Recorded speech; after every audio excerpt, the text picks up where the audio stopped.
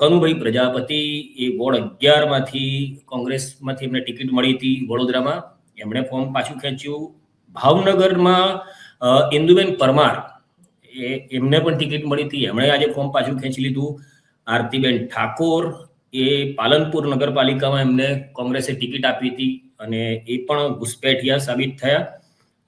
આરતીબેન ઠાકોર એ પણ એટલે આરતીબેન પછી અરવિંદભાઈ પાટણવાડિયા એ લિંગસ્થળી ડભોઈ એમાંથી એમણે કોંગ્રેસને એમના ઘુસપેઠિયા સાબિત થયા. અને પછી મુમતાઝબેન દલ એ માળિયા હાટીના ઉમેદવાર તરીકે ગળોદર એ જગ્યાના હતા, એમણે ફોર્મ આજે પાછું ખેંચી લીધું.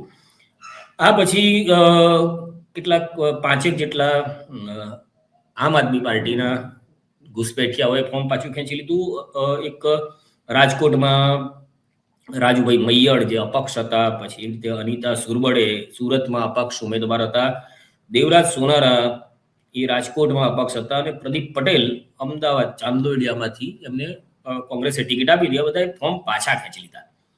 હવે આ બધા ફોર્મ પાછા ખેંચી લીધા એમાં ઘણા બધાનું તો એવું કેવું છે કે અમે અંગત કારણોસર અમે ફોર્મ પાછા ખેંચી લીધા છે. હવે એમના અંગત કારણો હોઈ શકે, એટલે આમ તો તમને કદાચ ખ્યાલ હોવો જોઈએ કે